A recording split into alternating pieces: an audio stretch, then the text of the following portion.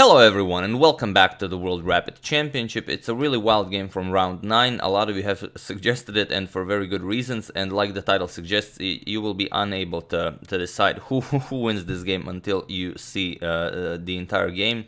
And again, it's one of the reasons why it's so important to use hashtag suggestion. Without you suggesting it, I would never have seen it, and well, I imagine most of you wouldn't either.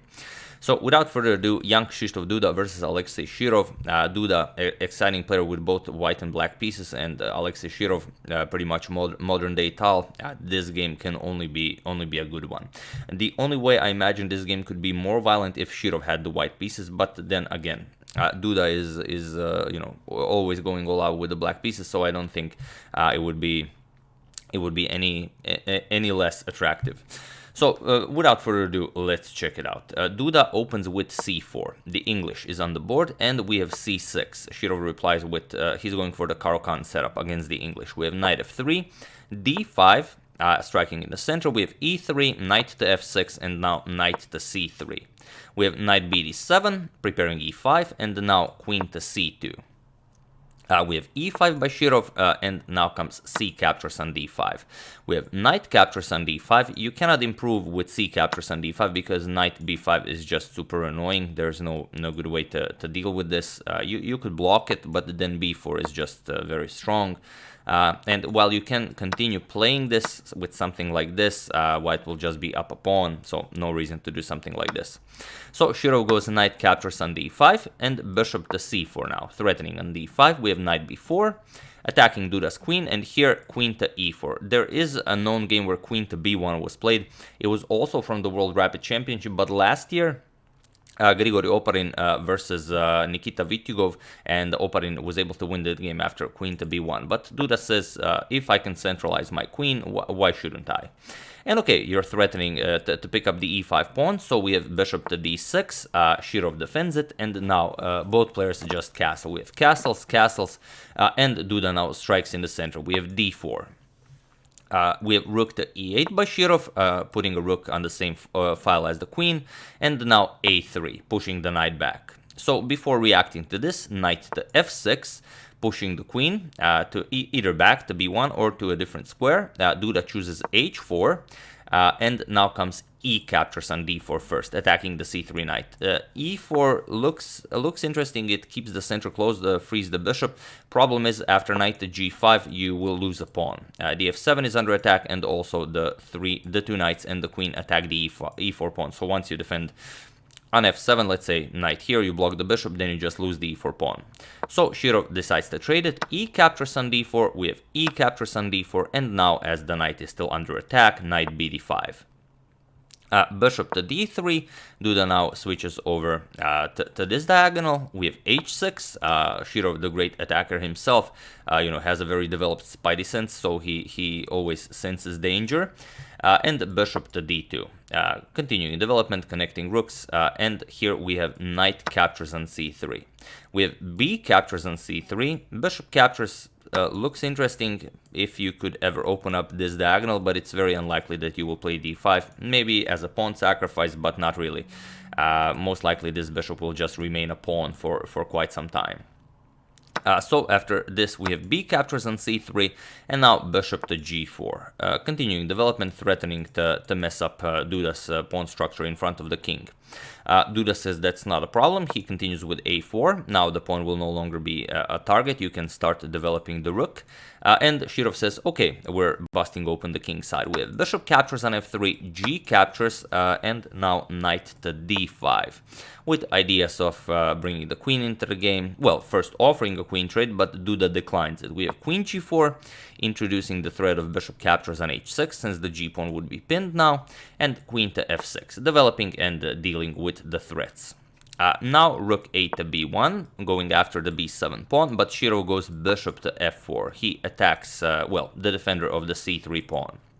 So here, Duda has to make a decision whether he wants to trade everything, let's say with something like captures, knight captures, and queen f5, going after queen h7. Here you would be forced to trade, but then black has knight e2 check, the c3 pawn is under attack, and okay, you will have to deal with this threat with b6. But all in all, black is doing very well here. He has 2 pawn islands, white has 4 pawn islands, white has doubled f pawns, so black would be better here. So instead, Duda goes for c4. Now he attacks the defender of the bishop on f4. We have a trade here, bishop captures, we have c captures on d5, and now rook 8 to d8 activity above all, after all. We have d captures on c6 by Duda, and rook captures on d4, attacking the queen and the bishop on d3.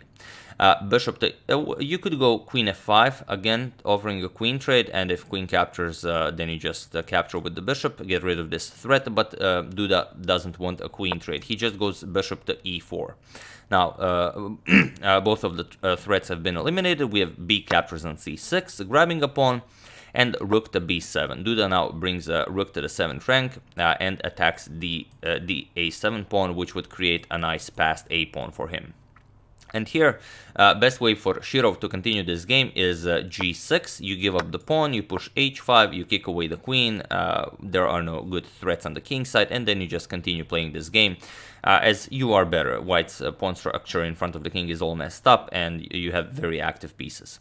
However, here Shirov played a move that is well, unexplainable for a player of his caliber. But then again, they don't call him modern day Tal for no reason. Here, Shirov played rook captures on a4, and well, feel free to pause the video and try to figure out why this sort of doesn't work. While I give you a couple of seconds. For those of you who were able to do it, congratulations on spotting a fairly simple tactic. And for those of you who just want to enjoy the show, bishop to h7 check. And now you just open up an attack towards the rook. So Shirov captures, Duda captures the rook on a4, and now Shirov the madman sacrifices yet another piece. He plays queen captures on f3. And yes, this introduces some very nasty ideas like rook e4 followed by rook g4 mate, but Duda has something to say about this. Duda plays queen to c2 check. We have f5 blocking check, and now again Duda has to decide what to do here. Before capturing the bishop, you should really play rook to b3, but both players are very low on time, and Duda grabs the bishop.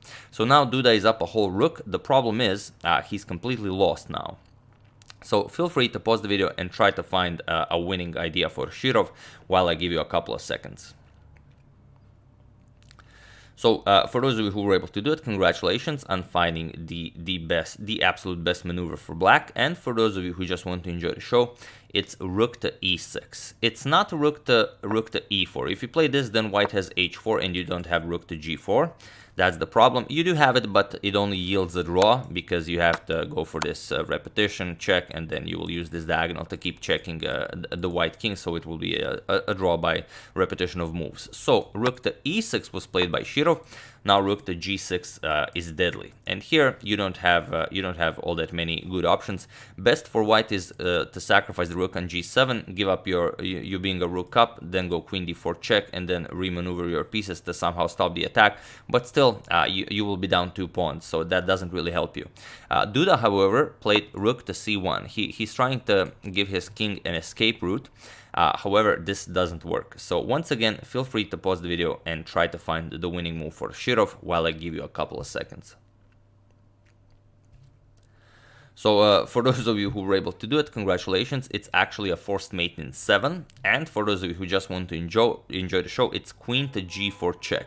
Shirov did not play queen to g4 check. Shirov played rook to g6 check right away, but we'll get to that. Queen to g4 check first is essential because you want to keep your rook here guarding the e1 square. You don't want to allow the white king to escape.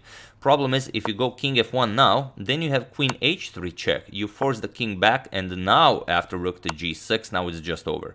If the king moves, queen here is mate. So you're just gonna have to give up the queen, captures, you move the king, and this will be mate. So after queen g4 check, you have to go to h1, but now rook g6 is a completely different story. There is no defense against queen g2 mate. Even if you prevent it with something like this, to guard this square, then it's just queen f3 check. You have to block, and then queen captures on g2 is mate. So Shirov played, instead of queen g4, Shirov played rook to g6 check, and now it's still good, it's still winning for black. However, you have to play it extremely precisely. King f1 was played, Shirov went for queen to h1 check, king to e2, and now rook to e6 check. So you cannot spare a moment here, you are down a rook. So you either have to win some serious material or checkmate the white king. We have king to d3 by Duda, and now once again, perhaps for the last time in this video, pause the video and try to find the winning move for Shirov while I give you a couple of seconds. So for those of you who were able to do it, congratulations on finding the only move that wins. And for those of you who just want to enjoy the show, it's queen to f3 with check.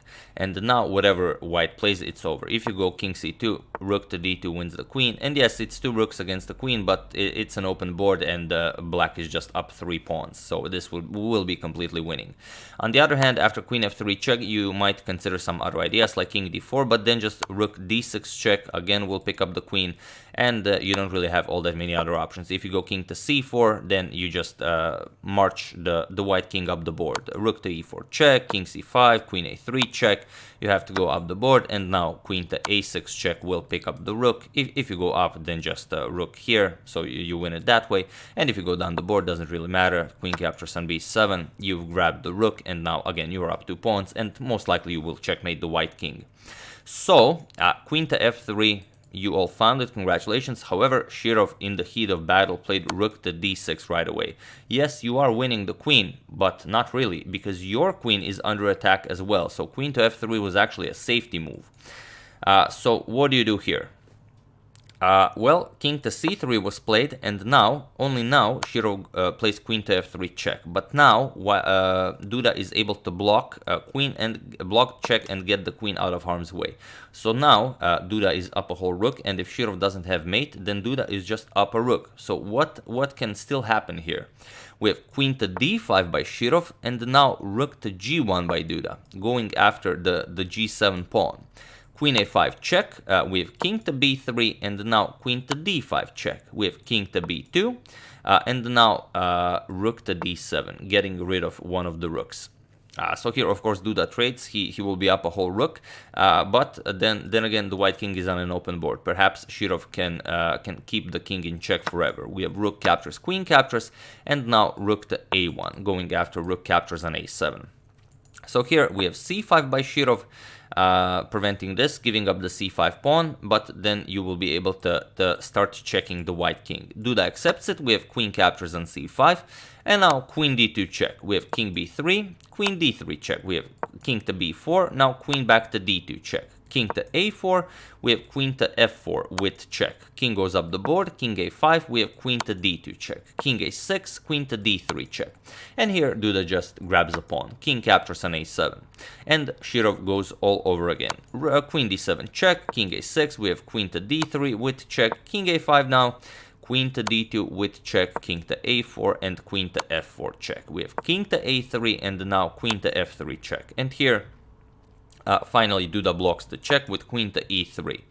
Queen back to a8 with check, king to b2, and now queen b8 check. We have king to c2, and here Shirov grabs the h2 pawn. We have rook to a5, now creating a setup that will eliminate the f5 pawn with check. So what can Shirov do here? He continues, queen c7 check, we have queen to c5, and well, it was in this position on move 56 that Alexei Shirov resigned the game after this incredible roller coaster where he had a winning combination for so many moves. Like he even had a force mate in 7. But that's just how wild chess is. Anything can happen, and you can never know who wins the game. Sometimes you have a pretty good idea who's going to win, but not in this game. So here he resigns because once you move the queen, wherever you move it, you're going to lose this pawn with check. And whatever you do, if you move the king or block with g6, doesn't really matter. The queen simply moves, and the next you will block any checks, followed by rook c7 check. The queen guards the c7 square, and well, either win the black queen or checkmate the black king.